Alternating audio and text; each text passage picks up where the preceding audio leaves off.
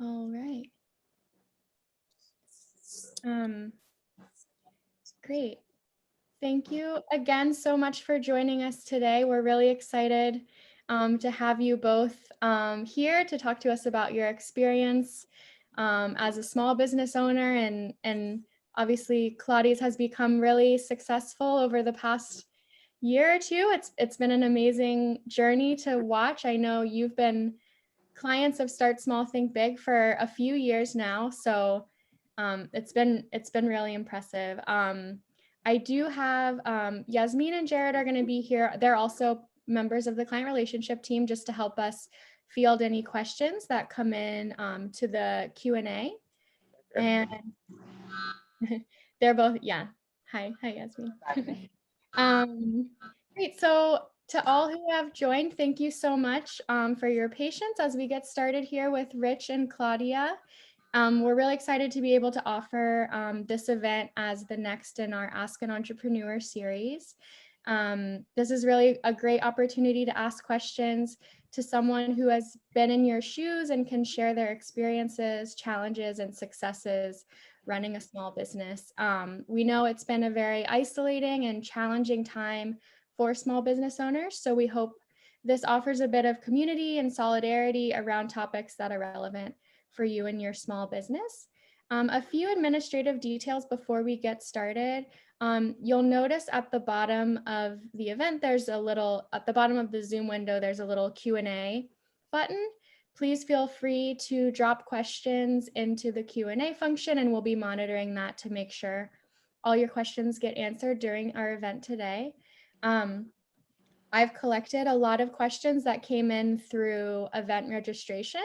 So I will be asking Rich and Claudia these questions throughout the majority of the event, but if you have any additional questions, please feel free to drop it in. So without further ado, I'm thrilled to introduce our entrepreneur VIPs today, Rich and Claudia Baroa, and their business, Claudia's Kitchen. As I said, they've been clients of Start Small, Think Big for a few years, and it's been incredible to watch their business grow into what it is today. They have now a dine-in location in the Bronx. They offer catering, and their famous flan or custard can be found at Zabar's, Union Market, H Mart, Garden Gourmet. Also available for delivery on Grubhub, Uber Eats, Seamless. I think we'll all be hungry after today's event, so definitely check them out. Most recently, they've also been featured in Made in NYC, and they were recipients of the 2021 Michelin Bib Gourmand Award, and recognized by the Bronx community as Co-Entrepreneurs of the Year, among other features on Best of NYC restaurants and places to eat. So again, really excited to have you both here to talk to us about your experience. And I will go ahead and pass it over to you to just introduce yourselves and talk about how you got started with Claudi's and how that journey has been. Okay, hello everyone. My name is Richard Berroa. And Claudia Berroa. And first, I want to thank everyone for joining, and we hope that we provide some useful information and tips for you guys in your journey for your business. Secondly, I also want to apologize. We're at the restaurant, so even though we're closed on Mondays, we do prep and stuff, and we have to field phone calls. So if we pop in and out, we apologize, but there'll be someone here to answer your questions. You want to start? Well, I just want to say thank you to everyone in there. Want to hear our story. Well, the business started like 12 years ago when I was pregnant with my first daughter. And 13. Now she's 13 now. My God. And I used to work in the retail store. I was a manager. And then after, when I was pregnant, I decided to quit the job because it was so many hours being in the store. So I said, you know what, I'm gonna leave the store, and when I had the baby, I'm gonna stay home and raise my daughter. No? And I started cooking, and I said, Richard, you know what? I have this recipe from my grandma, the flan. That's what we started just selling. And he said, I can take it to the little delis. And that's why our first deli was here in Riverdale. They love the flan. And then he decided to take it to Savers. Almost 12 years in Savers, huh? Yeah. So yeah, what happened was we would have little dinner parties and everyone would always be raving about the flan. So that gave Claudia the idea of like, well, let's try to make money off of it. So going to the deli called Tierney's, it gave us confidence. And we decided to go first to restaurants. That didn't work out. And then we decided to target gourmet supermarkets. And that's where it started hitting. And once we got Zabar's, it was a lot easier. Yeah. And it's been a journey. So from there, we were wholesaling for a while. We at one point had 42 supermarkets, and we had a distributor. And we started doing street fairs as well, the Hester Street Fair. And at the Hester Street Fair, we noticed that people were going for the savory before the sweet. So we're like, well, let's try to figure out something savory. The empanadas, I start making empanadas from home and take it to the street fairs, and everyone loved empanadas. We only have 2 kinds of empanada. It was the chicken and the ground beef, but now we have 9 different kind of empanadas. Yeah. So then, and from there, the next evolution was being at the street fairs, we were selling at a retail price, which is a lot better margins than wholesale. So we knew that we wanted a retail. So that was the next evolution. And that's where you guys came in and helped us, helping with the business plan, putting the numbers together to approach the banks to try to get a loan for our brick and mortar shop. And here we are now. Almost 2 years later. Yeah. Wow, it's fast. 2 years later. Well, we signed the lease in 2019. Yeah. But we opened in 2020. But that's a whole other story.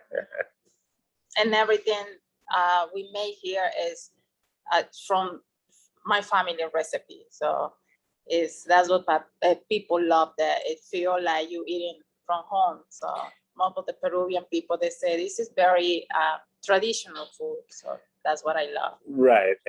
So one of the things that we did to make us stand out, because we couldn't compete, at least when we were making the flan, in price point and in volume, was to make it the best quality that we could using all natural ingredients. And we're more expensive, but people can taste the difference, and that's what set us apart. And that's what we've continued with the restaurant. We try to get the best ingredients that we can, make everything fresh in-house, and people have appreciated, culminating with the Michelin award.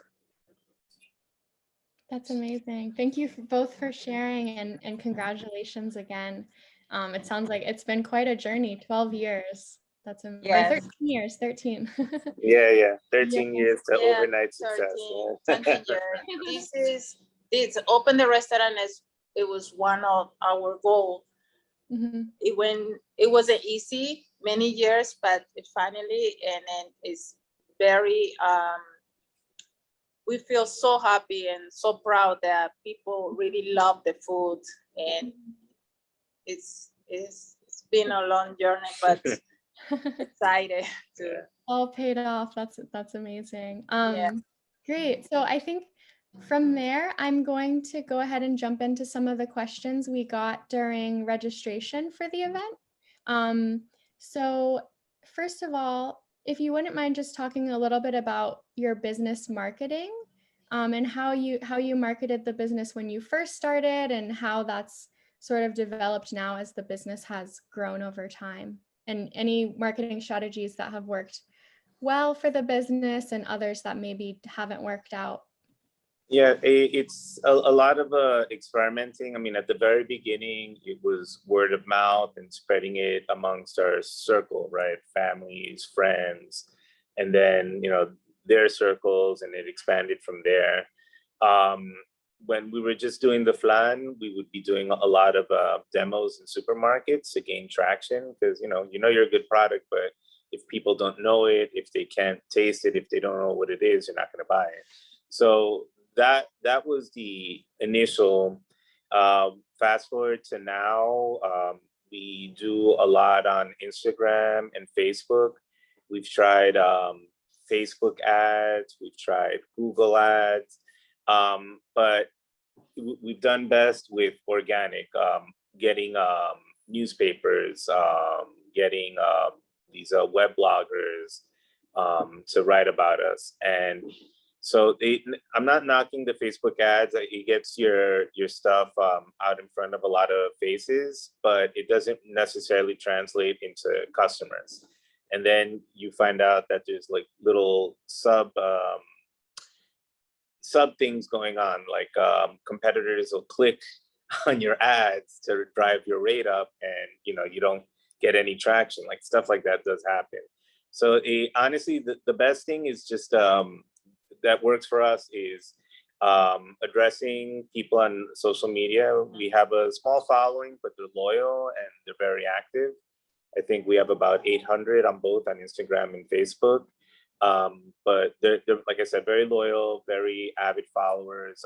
When the Michelin list came out, we found out because Michelin was asking permission on Instagram to use pictures that we had. And if people came in that day with the list, they're like, "Oh, you're the closest one to us, and so we're coming to you." Right? Yeah. We celebrated our anniversary that day. Yeah, it was May 4th. Yeah.